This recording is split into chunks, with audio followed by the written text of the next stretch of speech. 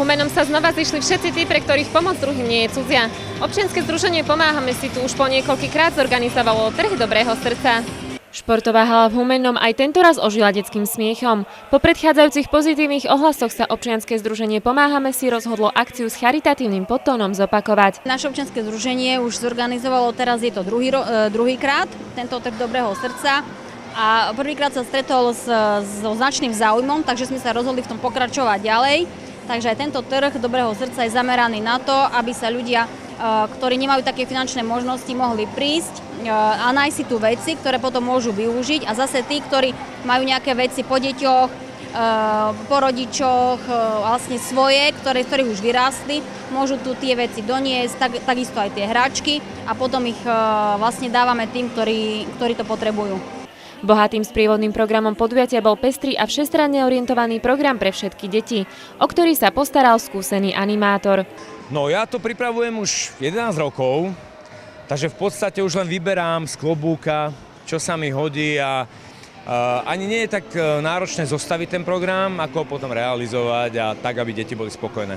A samozrejme aj rodičia, lebo to je taká cenzúra. Prinesli sme túto úžasnú pavučí tunel, ktorý vypletieme a deti cez neho budú prechádzať. Priniesol som nejaké kúžele, z ktorých robíme dráhy, deti sa môžu v podstate istým spôsobom realizovať, či už ako bežci, alebo ako lezúni. Máme tu ďalej elektronickú bránku, do ktorej môžu strieľať, je to obodované, to sme už aj vyhodnocovali. No a keď sa rozhľadnete, tak potom sú tu ďalej, je tu nafúkovací hrad, sú tu trampolíny, je tu toho naozaj veľa. Okrem spomínaných atrakcií bol medzi deťmi znova veľký záujem o maľovanie na tvár. Väčšinou si dávajú kresliť kvetinky na ruky a hlavne dievčatá tu chodia, ich zaujímajú tie farby.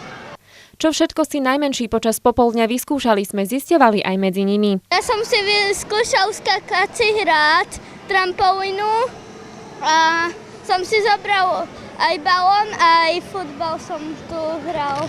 A čo sa ti najviac páčilo? Skákací trampolína. Som tiež skákačku, trampolínu a futbal. Trampolínu, kolobežky, bežanie. Občianske združenie však popri zábave pre najmenších nezabúda ani na seniorov. V rámci svojich aktivít už zorganizovalo niekoľko výletov určených práve pre nich. My sme už zorganizovali zo pár výletov, boli to výlety na Zemplínsku Šíravu do Termálparku. Bol to výlet k drevným kostolíkom, pretože si myslíme, že v prvom rade treba spoznať nielen ďaleké kraje, ale aj tu blízke naše okolie. A stretli sme sa s obrovským záujmom. Najbližšie budúci týždeň sa chystáme urobiť opäť výlet na termálne kúpalisko na Šíravu. Plus ďalej plánujeme výlet na Viniansky hrad. Chceme zorganizovať tokajskú vínnú cestu spojenú s ochutnávkou tradičných slovenských vín. No a potom uvidím, ako záujem je veľký, takže koľko nám bude tých fyzických síl stačiť, tak budeme sa snažiť to všetko zorganizovať, aby boli všetci spokojní. Trh dobrého srdca bol aj tentokrát vďaka sprievodným akciám zárukou kvalitnej zábavy pre všetky deti. Z Humenného Lenka Ondilová. Je utorok 15. júla 7 hodín večer. Na zimnom štadióne v Humennom práve odštartovali majstrovstvá sveta v zápasení. Otvárací ceremoniál športového podujatia svetovej úrovne patril účastníkom i fanúšikom tohto športu. Po úvodnom klipe sa štadión roztancoval v polhodinovom kultúrnom programe.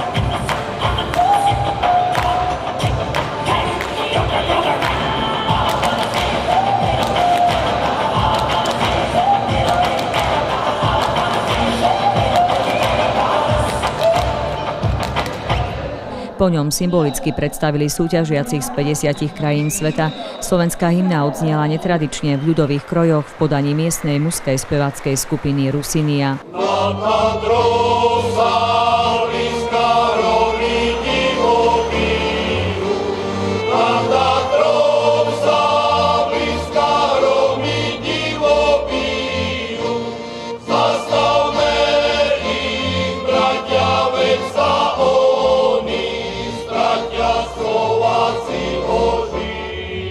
700 mladých zápasníkov z celého sveta bude o 30 medailových kolekcií bojovať až do nedele. Súťažia kadeti a kadetky do 17 rokov v grécko-rímskom a voľnom štýle.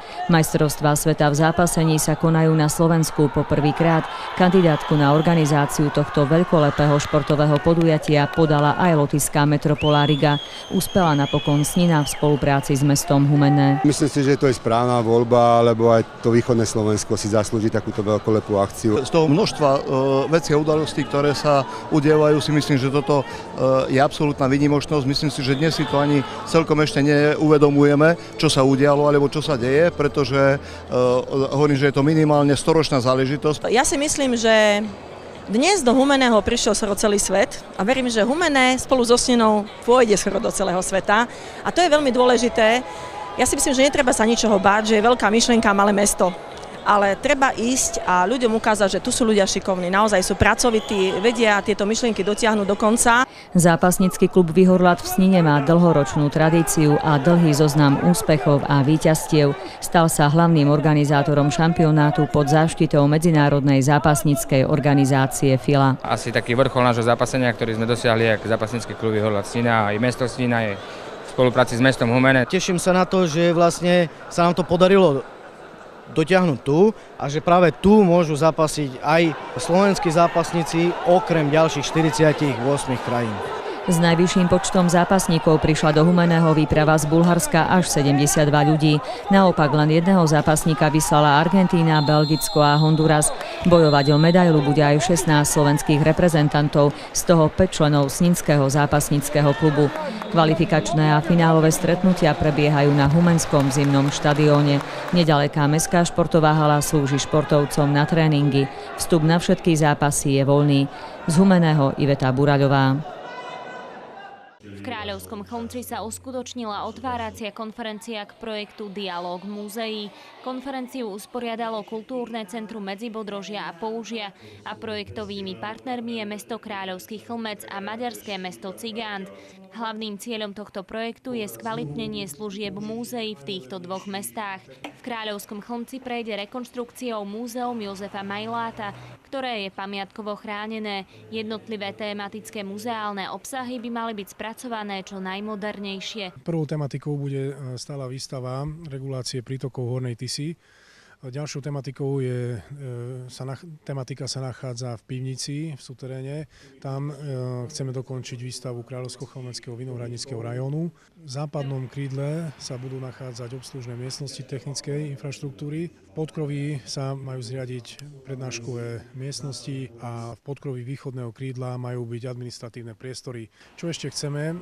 V západnom krídle si zriadiť študovňu a pamätnú izbu významných kultúrnych dejateľov Medzibodrožia. Cigánt falu központjának jellegzetessége az, hogy az épületek a... Centrum Cigándu je tam dedinské muzeum a toto muzeum je jedna z budov na hlavnej ceste v meste. V tomto projekte k tomu obecnému muzeu chcú pristaviť hospodárske budovy, chlievy, a napríklad aj strážnu väžu. Chcú ešte vytvoriť aj také trhovisko, kryté aj nekryté. Chcú zachovať to, čo zostalo zachované. Hlavným cieľom projektu je vytvorenie konkurencie schopných služieb, výstavba moderných výstavných sieň a v neposlednom rade má prilákať do týchto regiónov viac turistov, ktorých zaujíma poznávanie kultúrneho dedičstva. Projekt sa nazýva Dialóg múzeí Husk 2014 a to spoločne so mestom Cigándom a Kráľovskom Chlmci sa to uskutoční. My ako cezhraničný partner sme dostali výšku vyše 550 000 eur projektu. Z toho mesto má 303 000 eur a ako Kultúrne centrum Medzibodrožia Použia 2100 eur. Medzibodrožie je územie riek, nachádza sa tu významná fauna a flóra a vinné pivnice. Vytvorením nových expozícií sa vytvorí nový produkt cestovného ruchu, ktorý dokáže turistom ponúknuť viac informácií o tomto zabudnutom regióne. Projekt Dialóg múzeí je realizovaný v rámci cezhraničnej spolupráce Maďarskej a Slovenskej republiky a prebiehať by mal počas najbližšieho roka. Pre televíziu Zemplín Anna Činčárová. Trebišovskej a Rožňavskej nemocnici bude pacientom pohodlnejšie. V priestoroch čakární týchto nemocníc boli inštalované nové, komfortnejšie lavičky. Práve lavičky patria ku kritickým bodom a na pohľad odstrašujúco vyzerajúcim objektom slovenských nemocníc. Sú zničené a ich počet je navyše nepostačujúci. To bolo hlavným dôvodom, prečo sa regionálne nemocnice Svet zdravia pustili do generálnej výmeny lavičiek. Tá sľubuje priniesť adekvátny štandard, ako aj modernizáciu oddelení a ambulantných častí. Výmena lavičiek je súčasťou väčšieho projektu, ktorý nazývame Pekná nemocnica.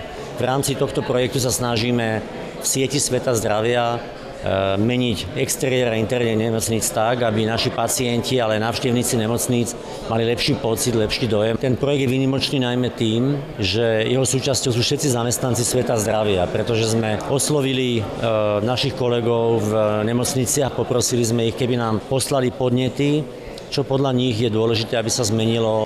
Prišli stovky podnetov, tie boli zhodnotené. Nemocnice v sieti spoločnosti Svet zdravia v Trebišove a Rožňave dostali ako prvé dodávku nových pohodlných lavičiek. Pacienti tak budú potrebný čas v zdravotníckom zariadení tráviť na viac než 380 ergonomických sedadlách. A celkovo do Rožňavskej nemocnice prišlo 214 lavičiek. Najväčší prínos vidím naozaj v tom, že to sedenie, ktoré tu bolo doteraz, boli tu lavičky, ktoré mali naozaj 10 a viac rokov. Zub času sa na nich teda veľmi značne podpísal a touto výmenou naozaj dosiahneme to, aby tí pacienti, ktorí navštívia našu nemocnicu, vnímali tú veľkú zmenu, o ktorú sa všetci snažíme, a to je zlepšiť tie podmienky. V priebehu relatívne krátkej doby boli zároveň skrašlené a vylepšené ambulantné priestory Trebišovskej nemocnice. Vymenili sme podlahy, urobili sme madlá, vymenili sme sedačky v nemocnici, inštalovali sme nový navigačný systém pre pacientov, vymalovali sme. Celková investícia bola okolo 30 000 eur. Máme množstvo zámerov, ako ďalej vylepšovať, aby naozaj ten pacient cítil to hojivé prostredie, aby cítil bezpečnosť a mal dobrý pocit z prostredia, ktoré môže zlepšiť jeho liečbu. Projekt potreboval investíciu vo výške 160 000 eur, ktorú získal s výraznou finančnou podporou zdravotnej poisťovne Dôvera. My dlhodobo spolupracujeme na rôznych projektoch v nemocniciach, ktoré sa týkajú zlepšenia priestorov. No a táto myšlienka sa nám veľmi páčila a preto je celkom prirodzené, že zdravotná poisťovňa Dôvera ju podporila. Výmena sedacích častí v interiéri bude postupne realizovaná vo všetkých 12 nemocniciach siete. Celkovo v čakárniach pribudne takmer 1200 lavičiek s kapacitou 4100 miest. Vďaka projektu, ktorý revitalizuje nemocničné prostredie, pocítia pacienti v Trebišove a Rožňave vyšší komfort počas čakania na vyšetrenie. Z Trebišova Martina Kužmová. V obci Kalná Roztoka si pripomínali 460. výročie prvej písomnej zmienky. Jeho súčasťou bol aj 6. ročník stretnutia rodákov obce. Tradíciu stretnutí rodákov založil súčasný starosta obce Ladislav Hakulín. Odkedy som starosta, 2006 roka som nastúpil do funkcie a som vždy predstavu mal, že by stretnutie našich ľudí sa stretávali niekedy na odpustoch, keďže my sme taká obec, že máme 4 kostoly, 2 cintoríny, lebo v roku 1877 dve obce sa zlúčili dokopy a tvoria Kalnú Roztoku a máme 4 odpusty, tak ľudia sa veľmi málo stretávajú na týchto. Stretávajú sa, ale malom množstve. Tak som vymyslel, že budem robiť každý rok stretnutie rodákov obce Kalná Roztoka. Medzi hostiami sme stretli rodákov, ktorí odišli z obce ešte pred desiatkami rokov a práve takéto stretnutia im umožňujú sa pravidelne do svojho rodiska vracať. Ja som rodák z Kalnej Roztoky, z časti Roztoka. Z obce som preč od 14 rokov. Momentálne mám 71. Vítam stretnutie. Som druhýkrát na takom stretnutí rodákov. Ja som rodák z Kalnej Roztoky a odtiaľ som odišiel už v 52. roku ako decko. Od tejto doby ja som sa sem už nevrácal, pretože vtedy neboli vytvorené podmienky. Teším sa to, že stretávam tu ešte predovšetkým mojich konškolákov, dokonca ľudí, ktorých absolútne už neviem identifikovať, ale ma to teší, že oni poznajú mňa. A to je taký dobrý pocit, že viem, kam patrím.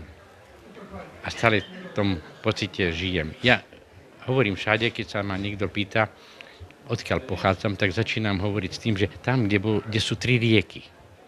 A je to pravda, pretože vlastne tu sa zlievajú v tejto časti dokonca 3 také podpočiky. Ja som to vnímal ako rieky. Takže dávam taký pocit, že asi pochádzam z veľkého mesta, lebo všade 3 rieky nie sú. Ale pochádzam z takej krásnej, razovitej dedinky.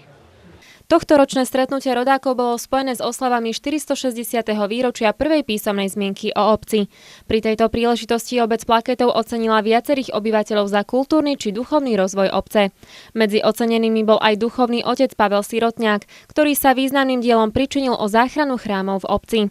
Aj keď som tu veľmi krátko, dá sa povedať, 3 roky nie je nejaká dlhá doba, ale napriek tomu môžem povedať, že práve aj tú cenu, ktorá mi dnešný deň bola udelená práve za ten duchovný prínos za opravu chrámov práve vo filiálke Kalna Roztoka, pre mňa znamená to, že nie je to iba dielo moje, že ja som sám čo si urobil, ale stále ak človek chce čo si dosiahnuť a urobiť, potrebuje pomoc aj druhých ľudí a práve táto pomoc a zásluha aj týchto veriacich, týchto obyvateľov tejto obce, grécko-katolíkov, je práve týmto odzrkadlením tohto diela, ktoré sa za takýto krátky čas podarilo urobiť.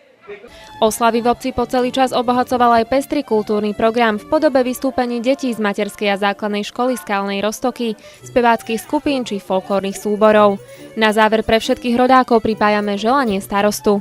Našim občanom chcú hlavne zaželať veľa zdravia, šťastia, bohatstva, lásky, že by sa radi mali a že by si vážili túto nádhernú krajinu, lebo, jak im perše pred chvíľou hovoril, sa stretávajú tu ľudia zo Čech, zo Zlohovca, z Nového Mesta, z Košic, Prešova a vždy spomínajú na svoje rodisko.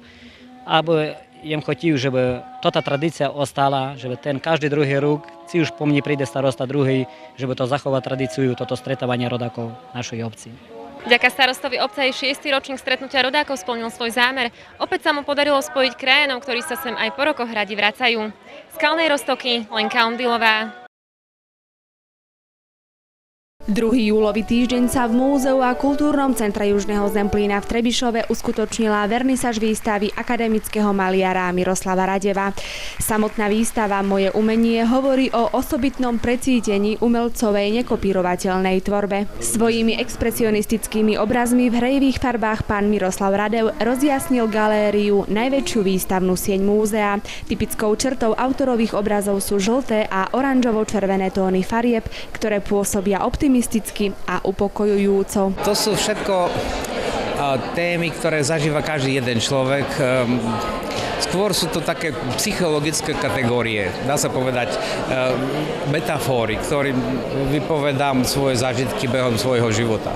To je niečo ako báseň. Báseň ani nesprostredkováva informácie, ale emócie. Okrem venovaniu sa maľbe, Miroslav Radev pôsobí pedagogicky v Ivánke pri Dunaji. Spolu s autorom výstavy navštívila Trebišovský kaštieľ aj známa slovenská herečka a maliarová manželka Táňa Radeva. Pani Radeva je rodená Zemplínčanka a na svoj kraj nedá dopustiť. Na stretnutie s ňou prišlo mnoho Trebišovčanov. Návštevníci múzea sa mohli s uznávanou herečkou porozprávať na besede po vernisáži výstavy.